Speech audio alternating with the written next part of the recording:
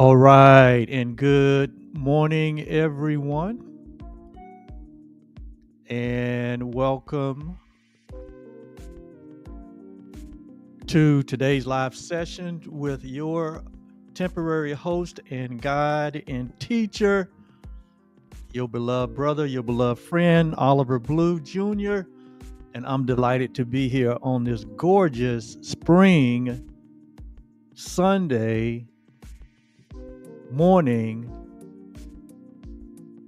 And I can't think of anything else I would prefer to be doing than sitting here, inviting you into this part of my morning uh, meditation, I guess you might say.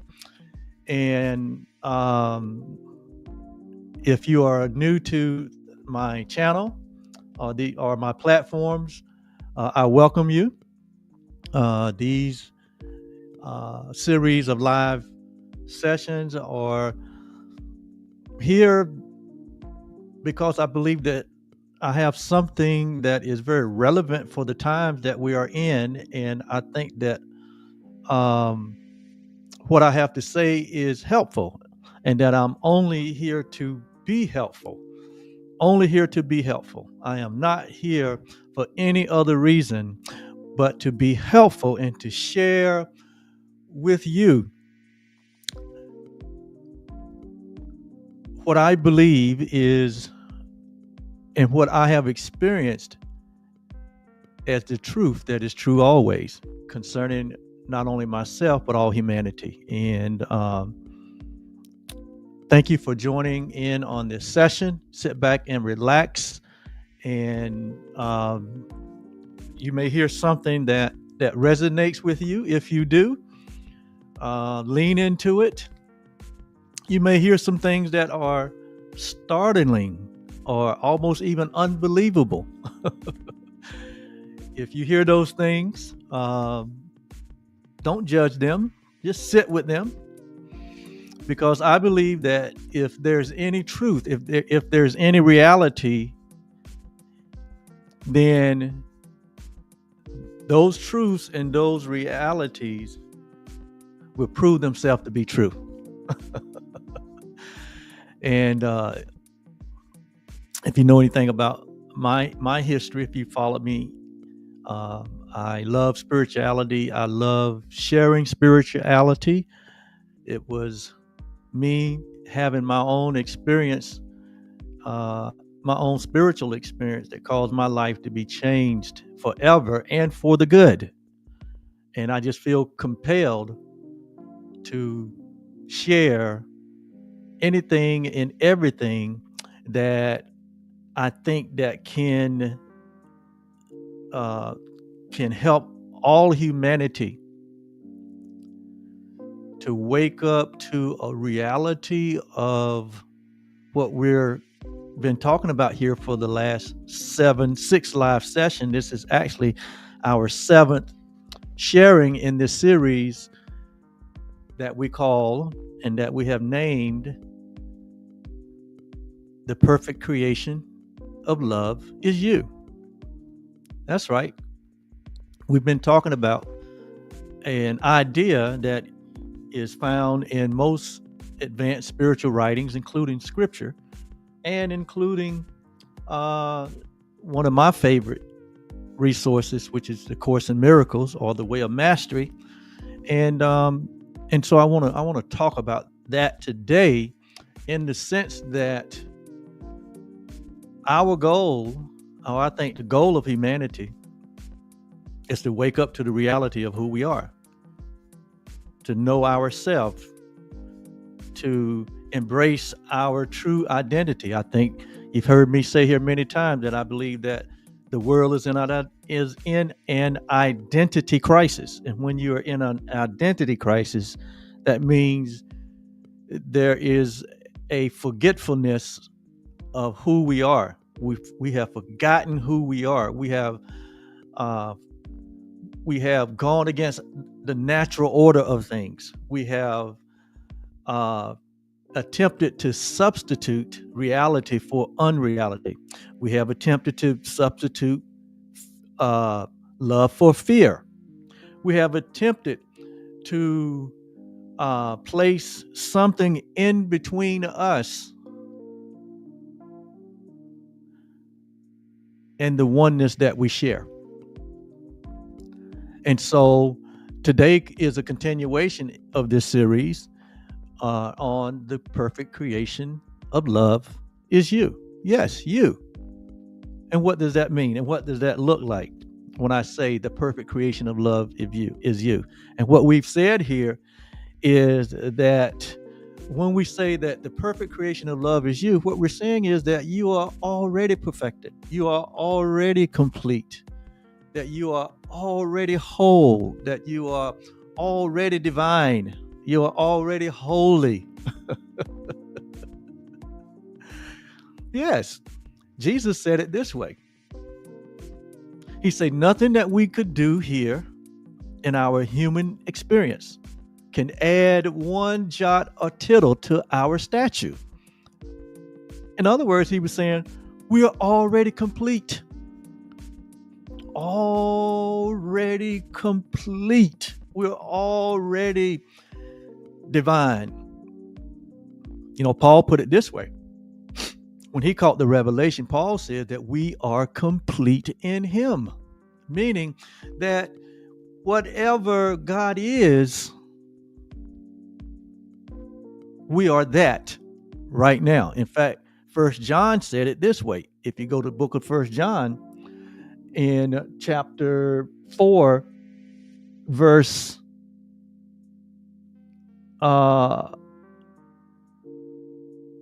in verse 17, it says, herein is love made perfect, or herein is the perfection of love.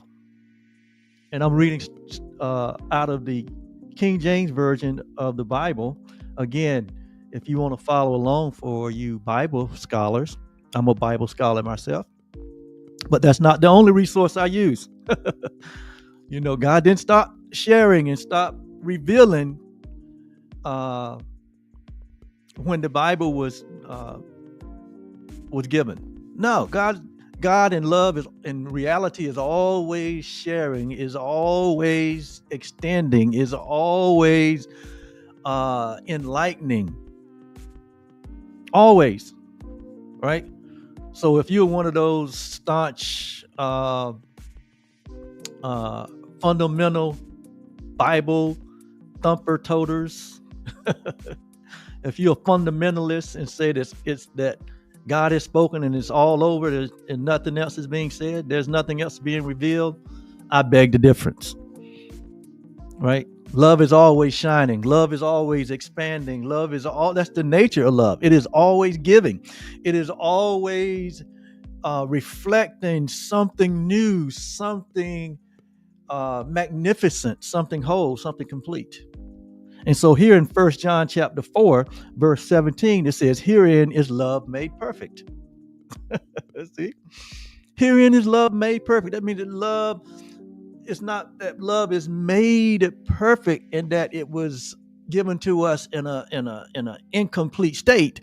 But what he's saying here is that herein is the way that you experience the perfection that love is, or the perfection that you are. Right? This is the way we can experience it in our human journey, in our human nature, in our human life, in our relationships. Here is how we can experience it among each other. He said, herein is our love made perfect, that we may have boldness in the day of judgment, that we may boldly experience and boldly extend and boldly share the perfected love that we are. He says, because he said we can be bold because as love is, or as God is, or as the truth is, or as reality is, whatever you use to relate to that which is the ultimate, to relate to that which is reality. Some of us say God, some of us say Jesus, some of us say the Christ, some of us say Buddha, some of us say Brahman. I mean, different religion, Buddhism, all different religions are really, they're pointing to the same.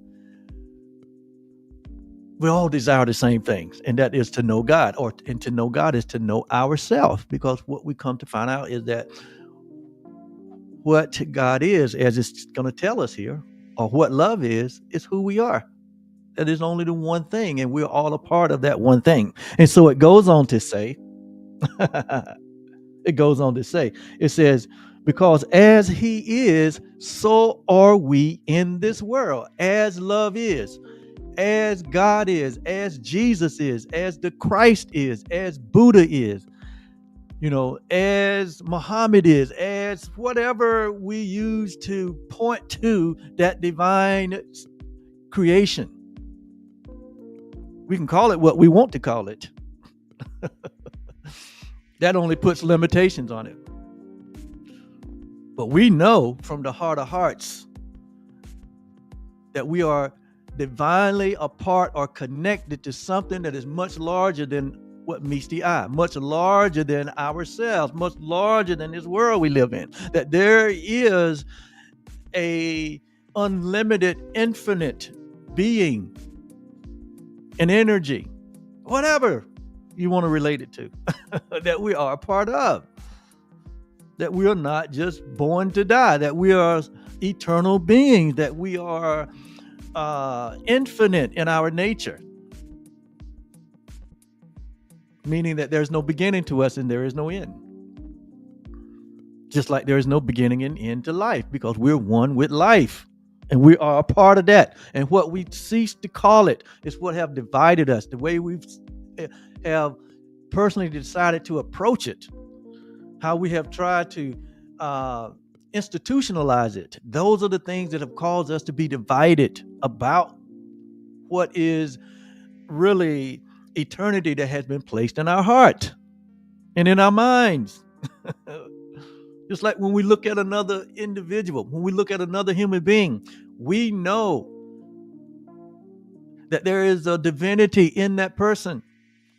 And that same divinity is in myself. We recognize it, right? Because like they say, it takes one to know one. So when we look at another human being, we know, regardless of their nationality or their race or their age or their gender, we know, even regardless of what their choices are, we know that what we are looking at basically is ourselves, is a reflection of our own divinity. And when it remains a mystery, we seek to make a difference between what we're looking at and who we are.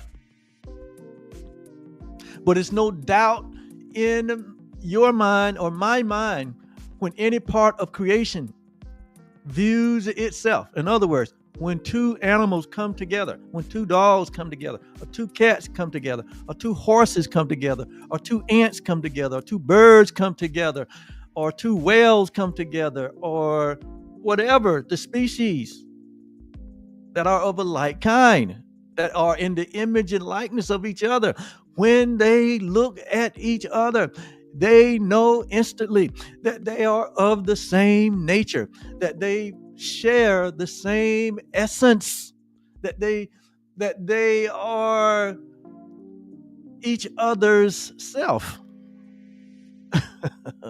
Without a doubt. And when we look at another human being, we know that. We know that we're looking at the same image and likeness that we are. But what gets in the way is the conditioning, is the programming, is the false idea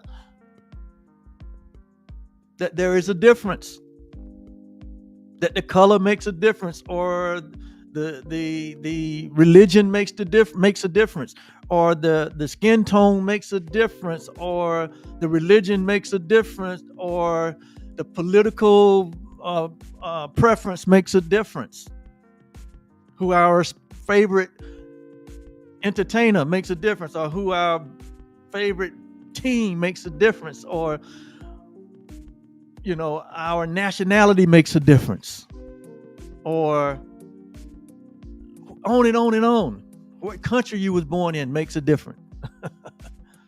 All of these things we have placed front and center and cause this great divide, this great separation,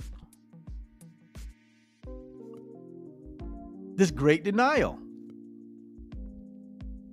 But here in 1 John 4:17, it says, this is how we experience the perfection of our love, the perfection of our reality. We do that. We experience it by accepting the reality that as love is, as God is, as the Christ is, as the Buddha is, as Muhammad is, as Harry, whatever label we have used to point us to divinity. As it is, so are we right now in this world. But we are either in a state of acceptance or we are in a state of denial. I'm going to say that again. The reality of our oneness with God is set in stone. And our experience of that reality is determined by our acceptance or by our denial. And when we accept and embrace through our freedom to choose, the fact that as love is, so are we in this world. That we are the perfect creation of love. That's what we're saying. That you are already whole and complete. That you are accepted in the beloved of God. And not only you, but all humanity. There is no exception to love. But all humanity, this is their true nature. This is their true essence.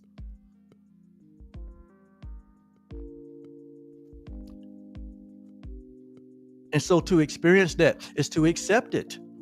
And to accept it is to extend it to everyone unconditionally. To accept your reality as the perfect creation of love. To accept the divinity that you are. To accept the love that we share. To accept the reality that there is only the one. And we are all a part of that one. But there's only one being, and we are part of that being. And that love is at the nature of that being. And that all have been called, all have been created, and all of us have been called to eat at the one table of love equally.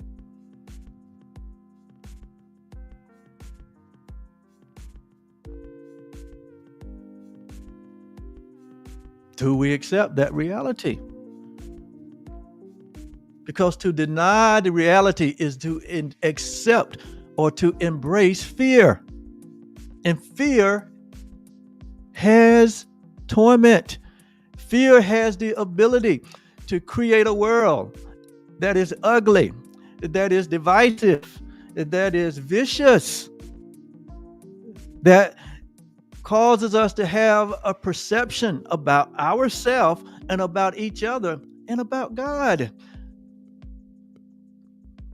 that is wholly vicious. And thus we find ourselves creating an environment that is based on separation and division. It's based on oppression. It's based on inequality. That is based on absolute foolishness, to where it only produces a multitude of pain and suffering. If you don't believe me, just read the history books. Just read the history books and see the history of humanity. And you don't have to just read the history book. Just look among us right now. Just see and feel what most are seeing and feeling right here in this month of March 2025, where there seems to be a absolute identity crisis all over the world. And it shows up in many forms, and it shows up in every arena. And it is charged with this sense of separation. It is charged with this sense of uh,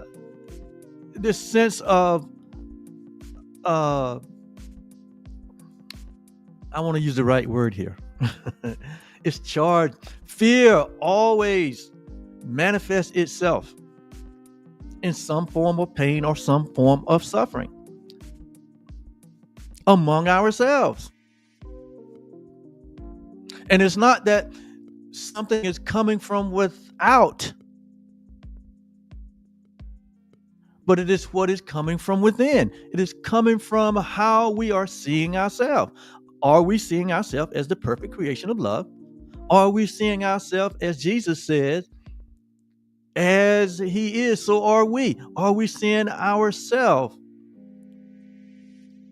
as complete and as whole and in unity, in oneness? Or are we elevating the differences?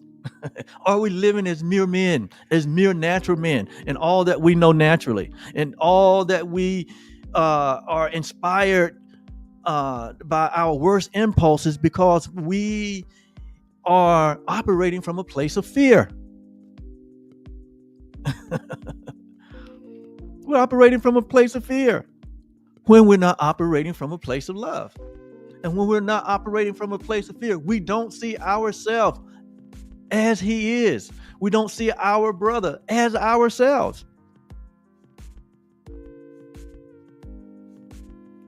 And that plays out in so many diabolical, destructive ways.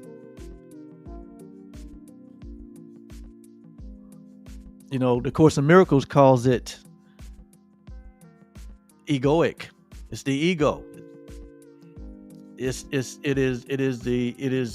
the edging out of reality. It is the denial of the truth. And we're trying to make the truth to be something else. We're trying to make ourselves to be something else. We're trying to make others to be something else. And in order to do that, we also make love, or we make God, or we recreate God in an image, in a likeness that is so antithetical to love. We recreate God in our own image of fear. And then we create, or we make, fear-based theology to support that inner misperception that we have. We create doctrines. We create religious practices. And we say that we're doing things in the name of God, or in the name of love, or in the name of our specific religious persuasion. And then we want to make everybody a part of our religious persuasion. And that only leads to chaos. I mean, major chaos. And to be honest with you, and for us to be honest with ourselves, religion has been at the forefront of all chaotic atrocities in the history of mankind. Religion has been.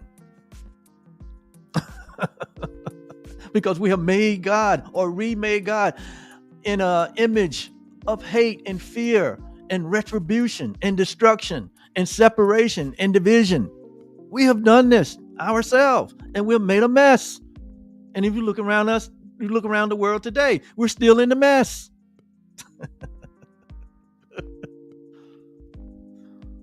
I think I'm on my soapbox a little bit. What y'all think?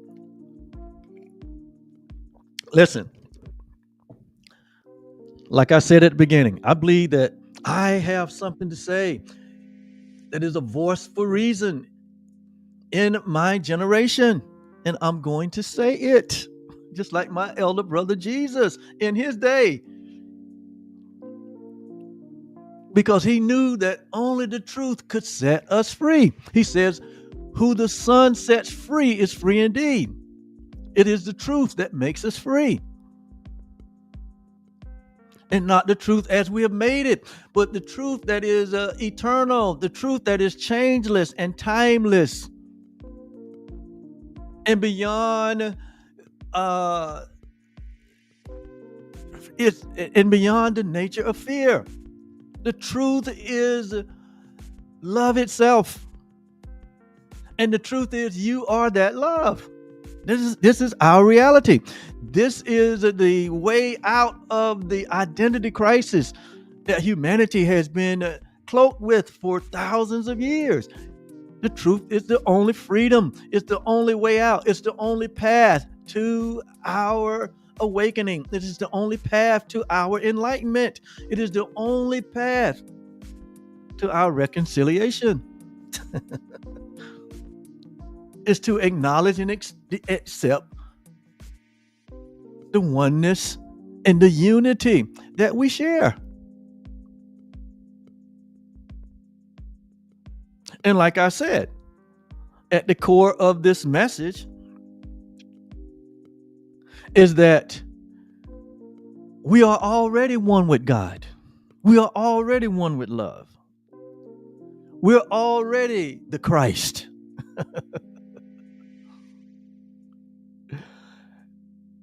And we're already this perfect creation, and we can't add anything to our statue. And so this life that we have been given, this opportunity that we have been given, this incarnation that we all have, is but a journey for us to but remember, for us to but remember who we are, so that we can choose love in every circumstance, that we can become masters of life, right? That we become masters of this life that we have been given. And I made a few posts this week on my platforms pertaining to mastery. What is mastery? All right. And here we want to understand that mastery is no more than choosing love in every situation. I think I had something. Here it is. Let me put this up here. Yes. Mastery is being consistent in choosing only love in every circumstance. Why? Because it is when we choose love in every circumstance, it is an acknowledgement that is who we are. That is what I am. That is who we all are. And the remembrance of that, our life journey, allows us to remember who we are, so that we can choose love, so that we can demonstrate love, so that we can put on display that as God is, so are we in this world. That we were born of love, that we were created by love and for love. And the mastery of that in our life journey is learning to choose only love, right? Because this is who we are. And what is the alternative to that? What is the alternative? Of Course in Miracles says there's really only two emotions. There's only two energies, because the word emotion basically means energy that is in motion. Emotion, energy in motion. That's what it means, right? Because energy is always moving. Or we could say love is always moving. Love is always sharing. Love is always extending itself. Like the sun is always shining. Love is always moving. Energy is always moving, right? It's the nature of love to extend itself. It's the nature of love to give. When you have an impulse to give, when you have an impulse to share for the good, that is love oozing out of you. You can't help yourself. When you see another that is in distress and you reach out to try to bring some comfort to them, to your neighbor, to your family, to your relatives, to your countrymen, doesn't matter. That is the impulse of love that is rising from your nature. You cannot help yourself because that is at the root of your nature. And so the only alternative to that is to suppress the love. And when we suppress the love, we're choosing fear. And fear has torment. Fear has destructive outcomes. Fear is not expansive, but fear is contractive. Fear takes a lot of energy and a lot of effort. Love takes no effort or no energy. Love is a natural outpouring. It's a natural proclivity. It's a natural response, right? The sun shines. The bird flies. The ant works together to build. The fish swims because that is their nature. They can't help themselves.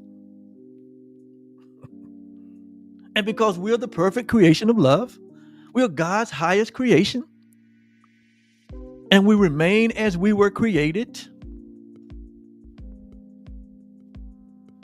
then it is in our nature to extend the love that we share. It's within our nature to give that which we have received. That's what Jesus meant when he said, give and it shall be given. Love and love shall be its very nature.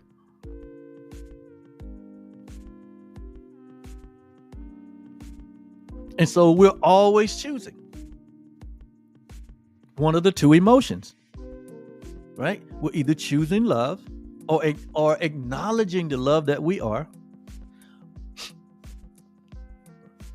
or we are denying our true nature and choosing for fear. And the good news is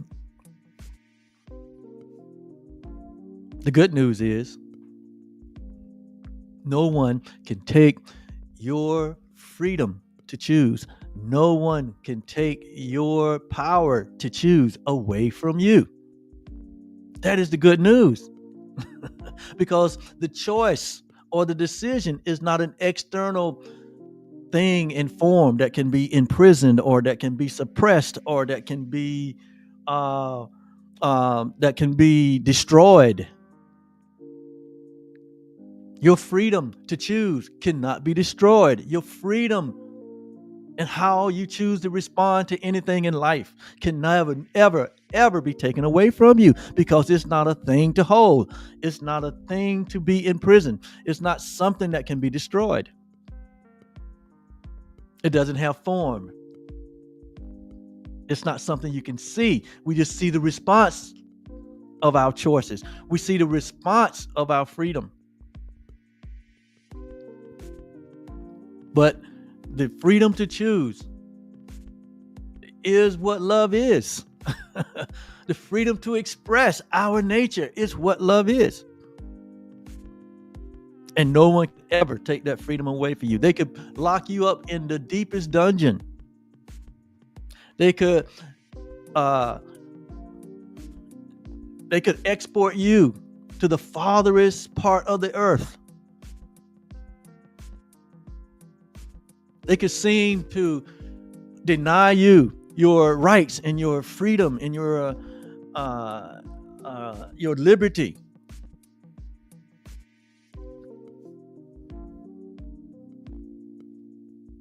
To move physically. And in those places and in those situations and in those circumstances, you can still choose love. You can still choose to be the expression of the perfect love that you are. And in so doing, we are making a choice, not for the temporal, but we're making a choice for that which is eternal.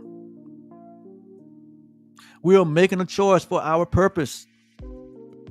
We're taking a stand. In other words, we're not against something, but we are for everything that is love.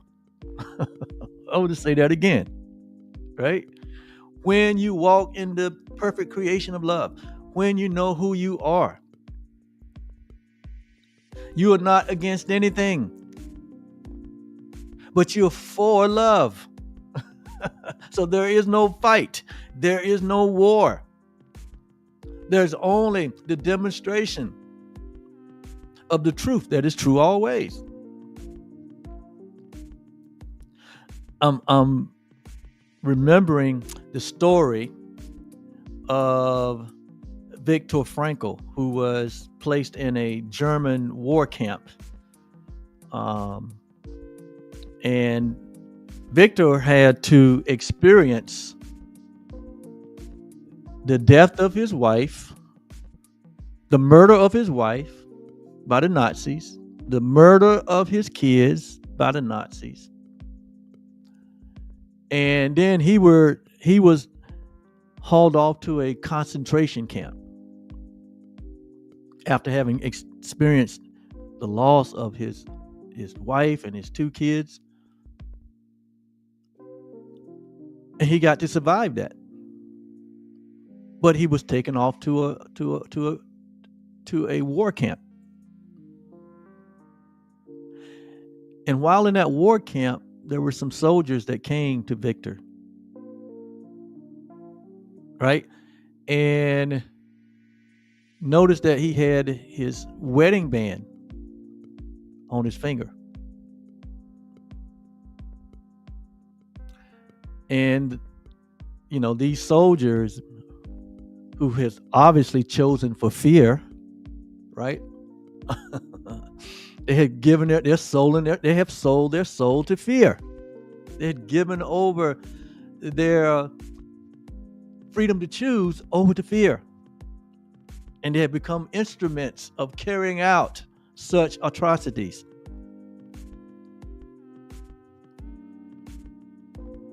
We see that happening here in 2025, where people have abdicated their conscious freedom to be and to do that which is loving only, to choose only love, to become masters of love. But out of fear, they have abdicated their very soul to an idea that is founded in separation and division and inequality and oppression and fear. They have abdicated themselves to what they know is not of their nature. So there is an all-out concerted effort. It takes a lot of effort to choose fear over love. It takes the damning of your own soul. It takes the choice of denial of what is real and what is true. It almost like you have to become dehumanized in order to carry out the acts of fear. You have to become dehumanized to carry out the acts of fear, whereas you oppress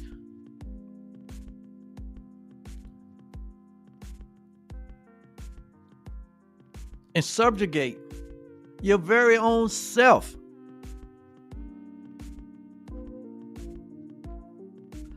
to a state of pain and suffering. Because what we do for others, we're really doing it to ourselves. When we choose fear over love, right? We're choosing fear over love, and that results in the attack of another, and it results in the oppression of another, and it results in the dehumanization of another.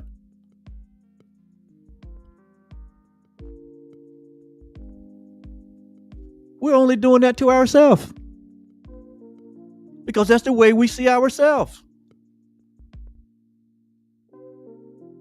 Fear has blinded us. It has blinded us when we are in that state of denial, when we are in that state of rejection, when we reject our nature, when we choose to place something that is not, when we choose to place fear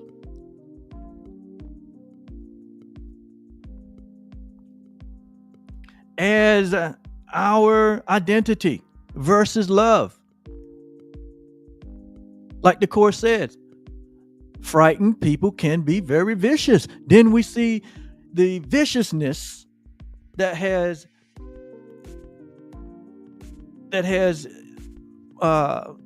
been on display throughout all of humanity. And even in this 2025, the year of 2025, we see the viciousness that is on display.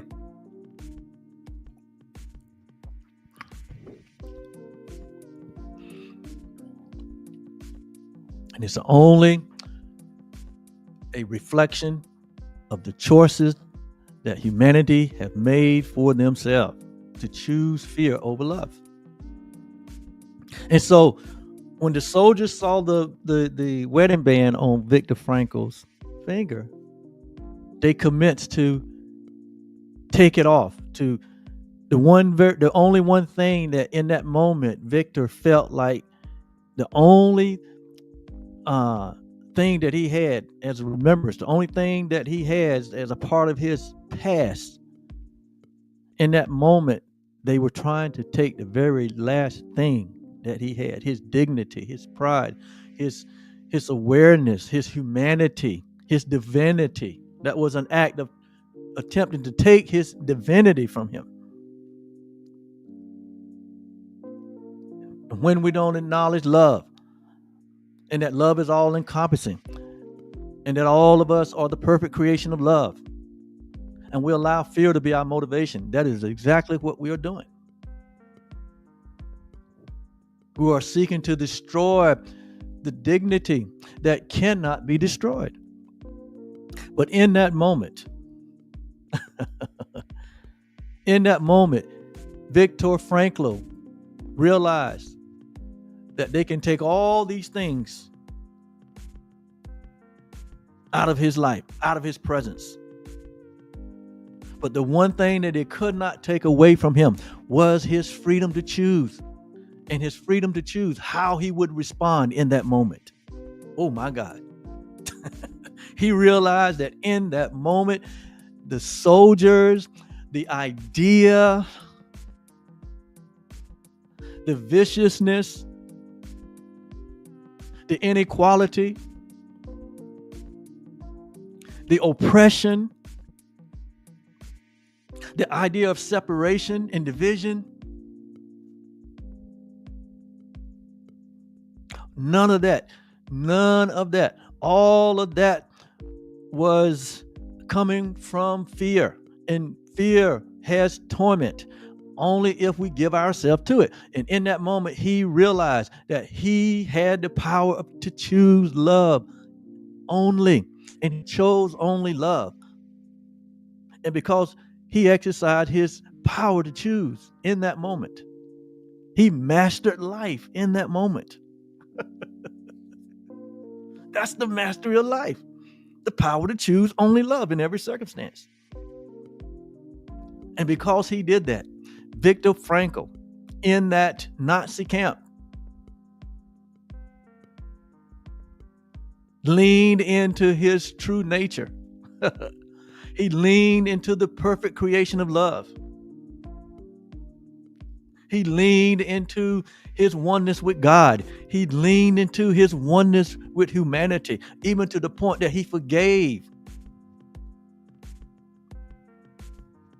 He forgave the very soldiers. He forgave the very people. He forgave the very idea, the diabolical idea that was being put on display. And he chose love in that moment. And because of that, Viktor Frankl went on to be one of the most influential human beings on the planet. And his life was used in great ways to help so many who had no level of what he had to experience, nowhere near the extreme case that he experienced. He was able to help others who had struggled and didn't understand the power to choose, didn't understand the freedom to choose, didn't understand that that is where the mastery was. You look at the life of Jesus Christ. That's what he displayed. He put on the display, an extreme display, even to the crucifixion of the body. That in that moment, he chose only love. He said, Father, I forgive them, for they know not what they do. They don't know that they are damning their own soul. They don't know that they are in denial of their true self. They don't know that they're one of us. So he mastered life. And now it's your turn. Now it's my turn. And in this highly charged environment that we find ourselves in here in 2025, the highly charged echo chambers that are surrounding us, the voice of fear is highly charged right now. But the voice of love, the voice of love remain in its stillness, in its quietness, in its peaceful place. The voice for love remains as it always has remained. Because it is the truth that is true always. It is the thing that is real and is eternal and it cannot be destroyed. And everything that fear produces is temporary. Everything that fear produces is temporary. It is going to change. It is not going to last. It is not going to last. It is not going to prevail. Only love will prevail in the end.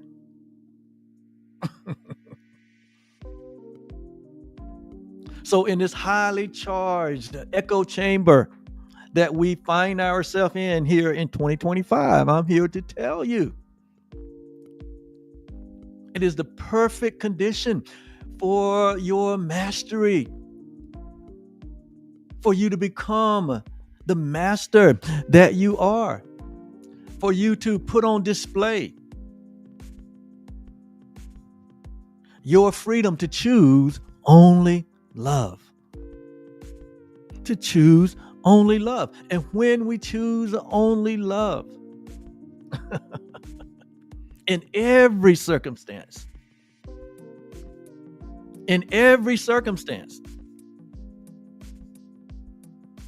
because love is love in every circumstance.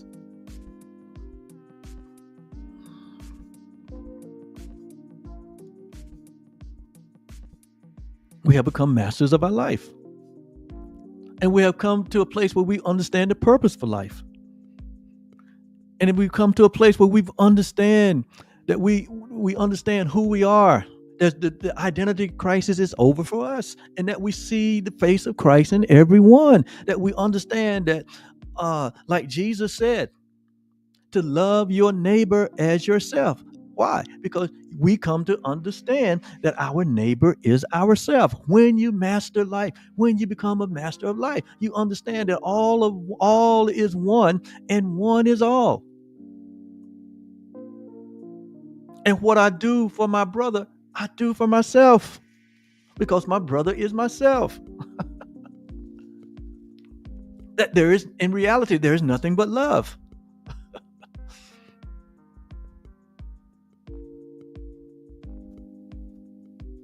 And the chaos and the pain and suffering that fear makes, because fear can't create anything. Only love creates, and it creates like itself. See, there's a difference between creation and that what we made. Creation is what is what God is, and it's what God extended, which is you and me. And then we get to choose to further extend the love that we share, or we get to deny the love that we share and to become something that we're not, and begin to make we begin to make a different expression out of fear, out of the belief in separation. That is the process. So we're always either extending and expressing the love that we all share, or we're making up a substitute called fear. And fear has torment. And fear has torment. And so Viktor Frankl, one of his accomplishments is that he wrote many books. Viktor wrote many books. And one of the most popular sayings that came out of one of his books is this right here that I put on the screen.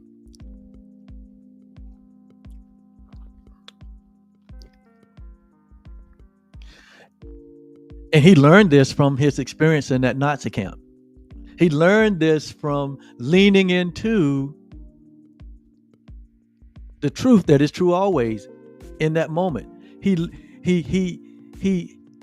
penned this because in his most pressing moment, he became a master of himself. He became a master of life by choosing only love. And so he wrote this statement in one of his writings that says, between stimulus and response, there is a space.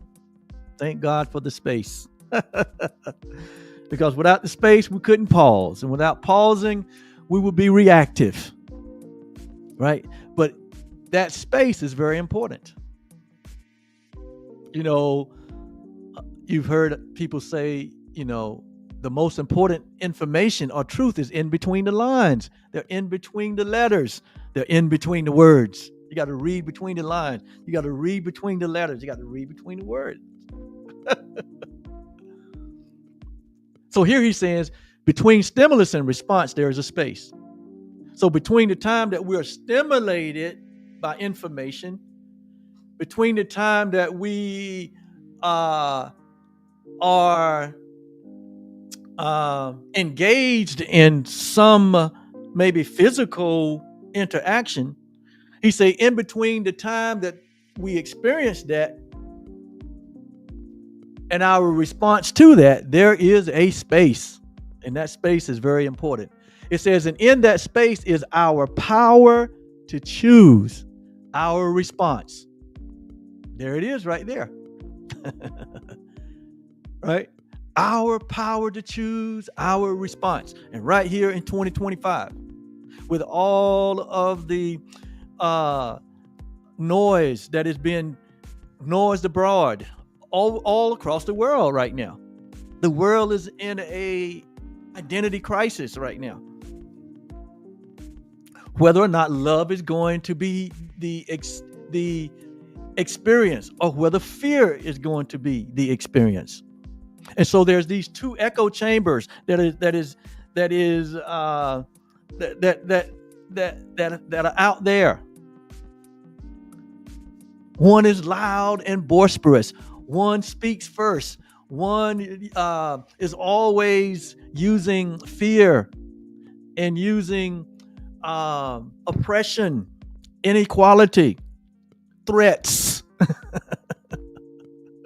That's an indication that that's coming from a place of fear. And some people think that that's strength. That is not strength. That is fear.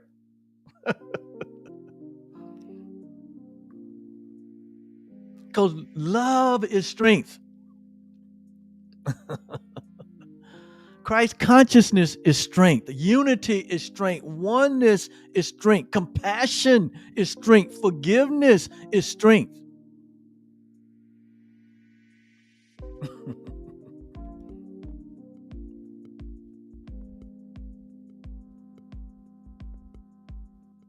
So you got these, you got this loud echo chamber that's speaking loud, but repeating itself over and over again. It's fear.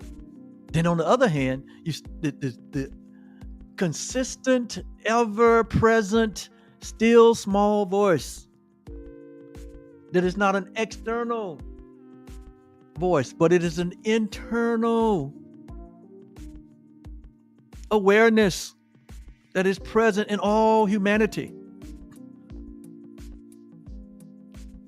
Jesus calls it the place of the heart, or the voice for God, or the Spirit of God, or the Holy Spirit, the whole Spirit, the complete Spirit, or the voice that speaks for love. Many different terminology that we label it. But it is quiet, it is certain, it is sure, it is absolute, it is unalterable, it is unchangeable. It is that voice that hovered over the deep in Genesis chapter 1 when it says, "Let there be light," and there was light. Let there be light. Let there be love. Let there be unity. Let there be oneness. Let there be Christ consciousness in a soft and gentle way. And so in between the stimulus and response in this space is our power to choose. Our response to the stimulus, our response to the voice of fear.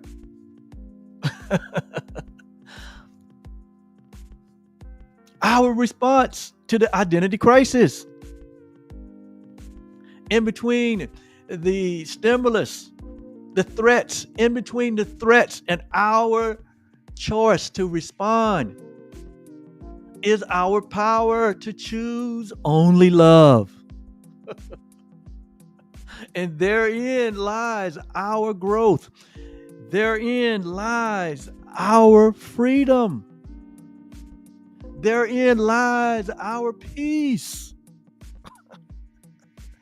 Therein lies our identity. Therein lies our divinity.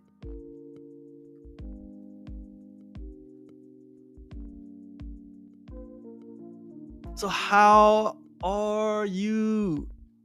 am I going to navigate in our time, in our day, in this present day? How are we going to navigate? What are we going to put on display? What are we going to choose, love or fear? Which emotion, which energy are we going to put in motion? Are we going to put in motion the energy of love, which is a demonstration of our oneness, that we are, yes, one with God and one with each other and one with all life? Or are we going to put on the display of fear, which has torment, which oppresses, and it does all of these things that we have recorded in history that is antithetical to life, that is antithetical to love, that is antithetical to who we are. It's our time right now. And the greater the echo chamber of fear, the greater the still small voice of love.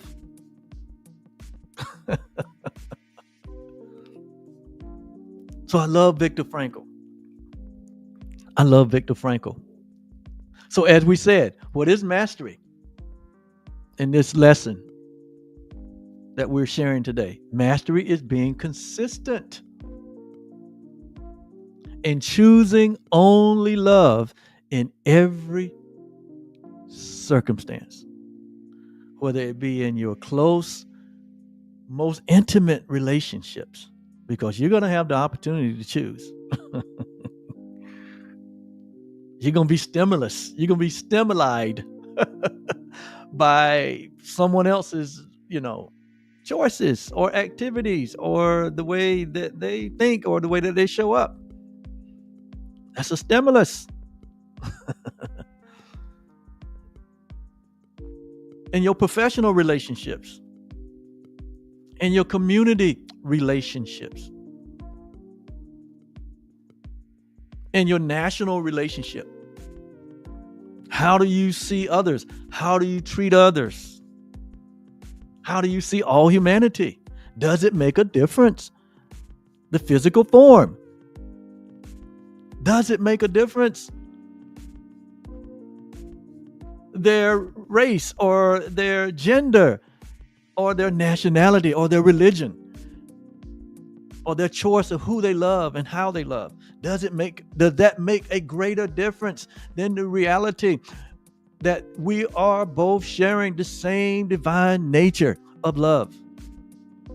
What are we making a priority to cause us to have misperceptions about ourselves, about our Creator, and about others? Jesus said, love the Lord God. He said, this is the only law that we need to be aware of and concerned about.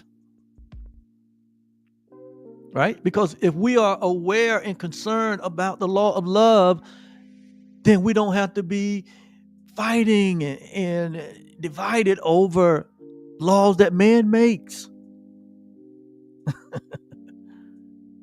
And he said, the only law we need to be concerned about is to love the Lord our God, to love our Creator, to love the Lord your God with all your heart and your mind and your soul and your energy. To love God. Because to love God is to love yourself. Because like we said here, the perfect creation of love is you. It's basically saying that we're already one with God. We're already one with love. So that means that what God is, that is who we are. As He is, so are we in this world. I and you and me, we are one. When you've seen me, you have seen the Creator. You have seen the Father. That's what Jesus was saying. He said, ye are gods. We are gods. We're already that. And God's love. And then he went on to say right here in the same 4th chapter of 1 John, he said in verse 16, it says, God is love.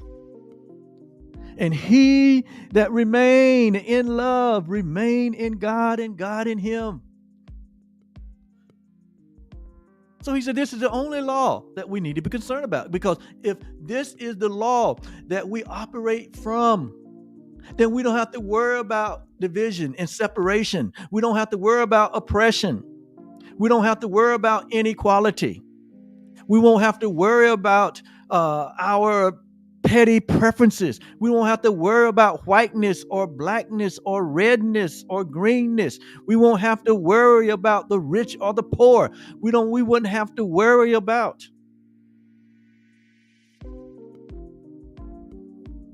who eats and who does not eat. Because when we operate from the law of love, everyone eats and eats equally from the same source, from the same table, because there is but one source, there is but one table, there is but one substance, there's but one supply,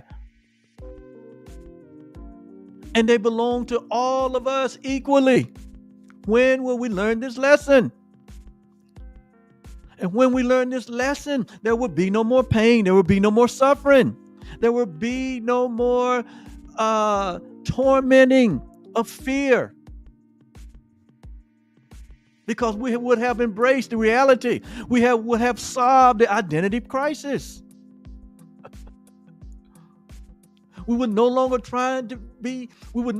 trying to demonstrate or to be something that we're not. There will be no more hatred. There will be no more inferiority or superiority.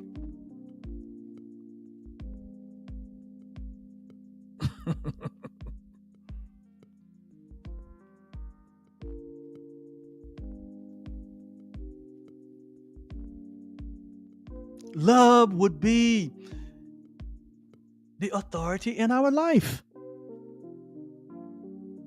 Love would be the foundation of our life.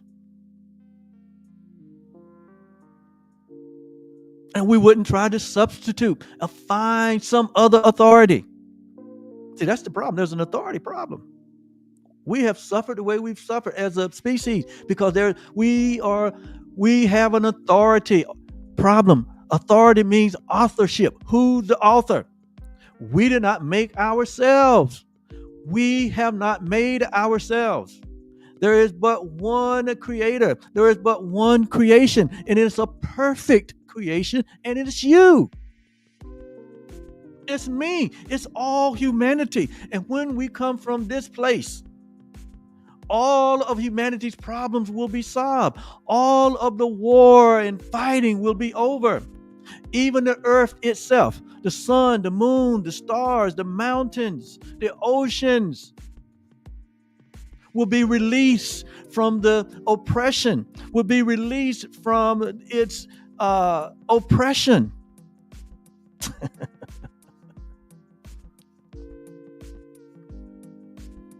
And then he went on in part 2 of that, saying that we only need to be concerned about loving the Lord God. And then he said, and love your neighbor. And love your neighbor. See, you can't love your neighbor until you accept the fact that you are the perfect creation of love, that you are one with God, that you are God's highest creation, and so is everyone else. And when we embrace that reality, instead of promoting specialness, a special religion, a special book, a special race, a special nation, and only embrace the truth that is true always, that God is and there is nothing else, so we must be that. And quit being afraid of who we are in truth. Quit being afraid of who we are in reality, and substituting who we are with an idea that is less than the oneness that we share with God. We need to lay down every illusion. We need to lay down every credence that we have ever held about ourselves, and embrace the truth that is true always, that we are what God is and God is what we are. Until then, the mind will be used to entertain fear and to continue to put on display what we have seen throughout history and what we're seeing today.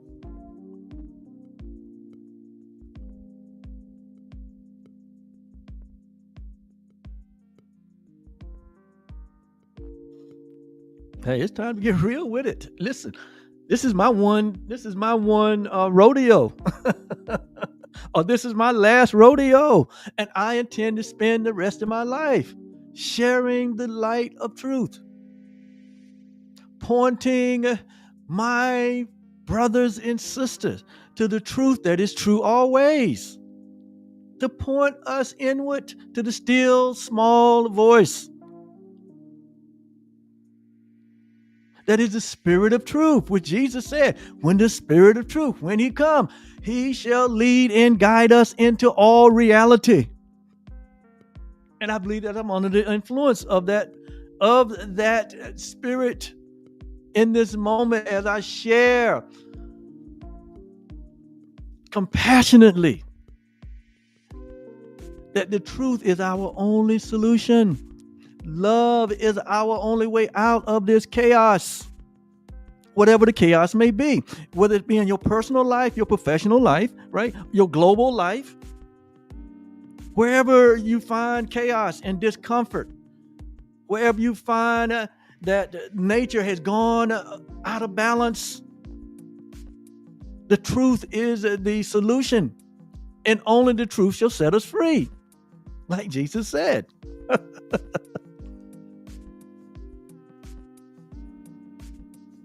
I got so many things going on in my mind right now that I want to share, and I just need to settle down. I just need to settle down.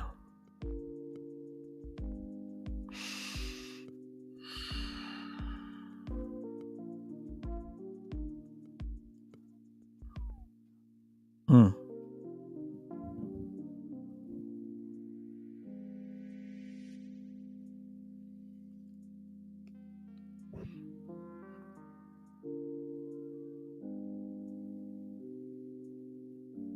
This is not the time to choose fear. This is not the time to side with fear. This crisis has not just started. The identity crisis has not just started. It has been the source of our self-destruction, our pain and suffering from the very beginning. When we denied and rejected the idea of our true identity. When we made a decision to put the natural man out of front of the spiritual man.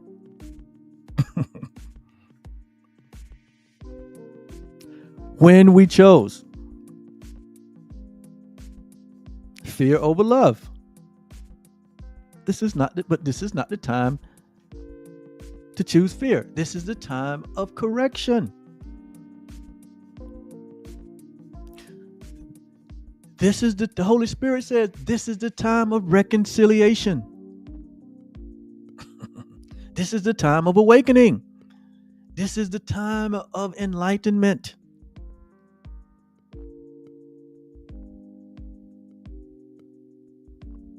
It'll never be solved out there.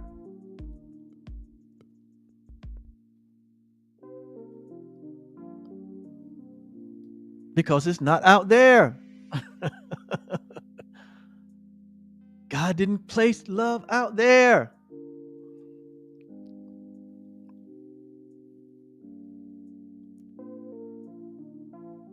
It is who you are. This is who we are. And when we come from a place of love, love creates only like itself. Love extends only like itself. So whatever problem you're facing, it's because we're denying love. We are denying love in that moment.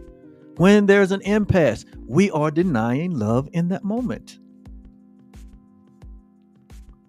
And in many cases, the simple act or the step that we need to take is just simply forgive. It's just simply let it go. And to realize what we thought our brother did to us. It's not true. what our brother may be thinking about us in that moment is not true. The truth is, and it cannot be changed or altered. I am that I am, and it cannot be changed. I am love.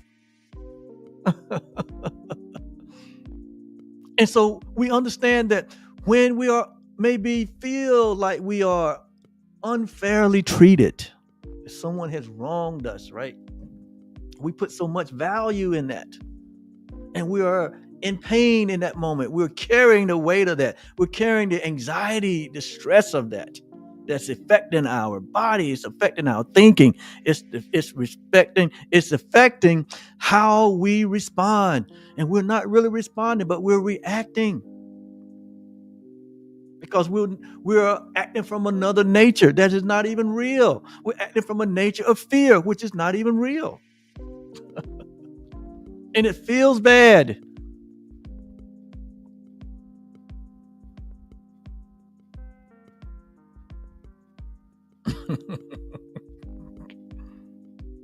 This is not the time to choose fear. You are a master, and your mastery consists of being consistent and always choosing only love in every moment. Right here, this day, in this hour, as we move from this live session, just practice it. You don't have to believe me. I'm giving you the idea. But it is the practice of the idea that will show you that the idea is true. So make a commitment, whether you believe what I've said or not, or whether you believe these principles that I've shared. The knowing of them is in the practicing of them. So move from this live session and just test it, that in every moment you choose for love. In every moment you choose to forgive. In every moment you choose to see through the eyes of Christ and see the face of Christ in everyone, to see yourself in everyone, to love your neighbor as yourself, because you realize that your neighbor is yourself. Try it. Practice it. It is in the practicing. It is in the doing that we come to discover the truth that is true always. We have practiced fear. We've been highly educated in fear-based theology. We've been highly educated in fear-based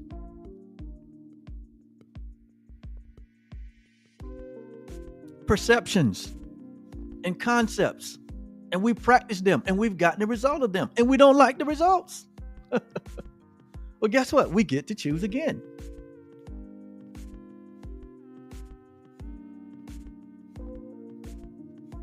We get to choose again. And I want to end today's talk, because I need to end it. Man, time has gotten away from me when I'm having fun. Okay. I want to end today's talk. I want to share a couple things with you out of that same 4th chapter of John in verse 18. First John 4:18. It says, there is no fear in love. There is no fear in love. Because fear is an illusion. It's an idea. It's a tiny mad idea that would lead to madness and destruction and oppression. Notice what he says here. There is no fear in love, but perfect fear, but it says there is no fear in love, but perfect love casteth out all fear. Just like when you go in a dark room and turn the light on, that light casteth out all the darkness, because the darkness was only temporary. It wasn't real. But when you turn off the light, the darkness may show up when you turn off love, when we deny ourselves as being the perfect creation of love. Then we open ourselves up for fear. And so he says, there is no fear in love, but perfect love casteth out all fear. So if there's any fear in your human experience, it's the result of the denial of love in any moment. He says, because fear has torment. When we are coming from a place of fear, we're in torment.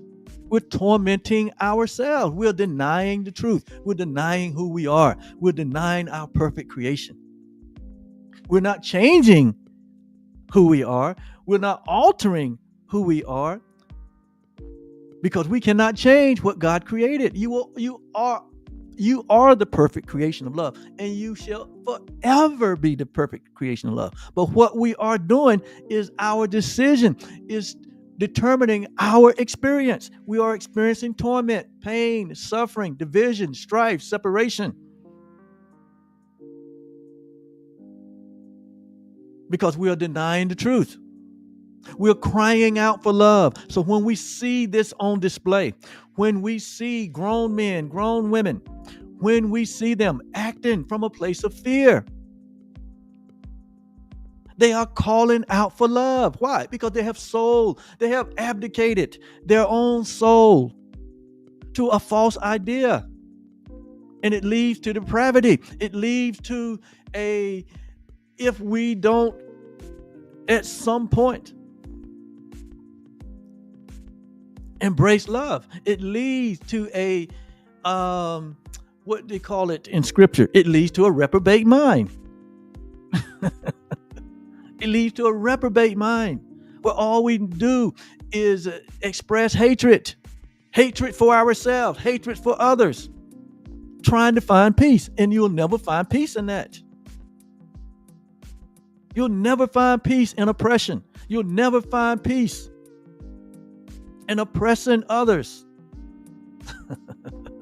Because you're just oppressing yourself. It's like the guy said, when you dig a grave for someone else, you might as well dig too. Because you're digging your own grave. You're damning your own soul. You're denying the love that you are.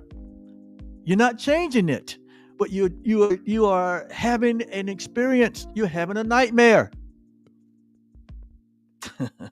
He said, there is no fear in love, but perfect love casteth out all fear, because fear has torment, and he that feareth is not allowing the perfect creation of love to be experienced. Can't change it, but we certainly won't experience it in our human walk.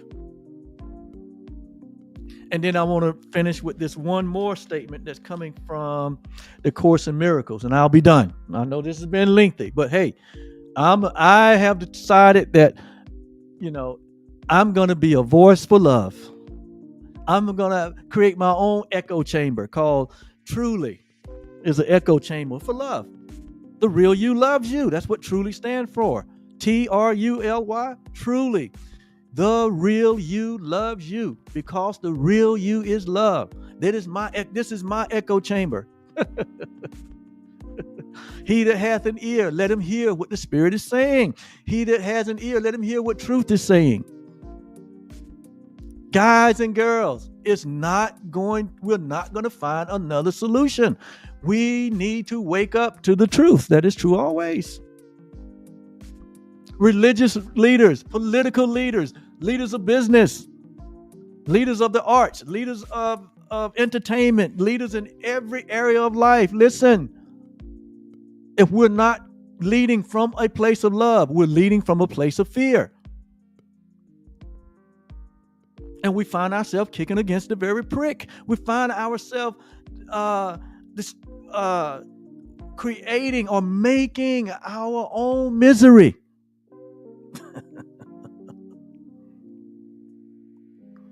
But happiness and joy and bliss and creativity and tranquility Hasn't gone anywhere. It's where God placed it. And it's in our memory. It's in our remembrance. That's why Jesus said, do this in remembrance of me. He wasn't talking about him as a person, but in remembrance of what he represented. And Jesus was the representation of love. And so are you, and so am I. We are the representation of love. So if nothing else, let us decide that we're going to represent ourselves as our true self, as love. And you have the power to choose. You can do it. And so I'm going to finish with this. And so here, in Course in Miracles, in the final chapter 31, under the final under the final section called Choose Once Again, it says, choose once again. Because we can. You can choose again. If we've chosen wrongly, we can choose again. It says, choose once again. If you would take your place among the saviors of the world. If you would take your place as the light of the world, as Jesus said, that's who we are. We're the light of the world. So it's a choice. How are you choosing? He said, if you have chosen wrongly, you can choose again. He said, choose once again. If you would take your place among the saviors of the world, will you take your place as the light of the world? Or will you remain in a hellish state? Will you remain in a reprobate mind? Will you keep fighting and resisting the very thing that is your very nature, which is love? He said, or would you remain in hell and hold your brother there? Wow, there's so much in that statement, but I can't get into it right now because my time is up. But stay tuned, come back. Hey, join me next time.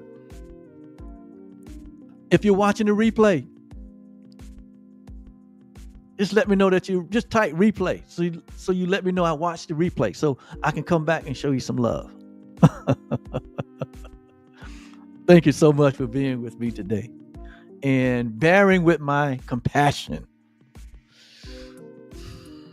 I'm very compassionate about this subject, as you can see, and I will be echoing it the rest of the days of my life. So that's what you can come to expect from me. Thank you so much. Have a great rest of your day, and we'll see you the next time. Bye-bye.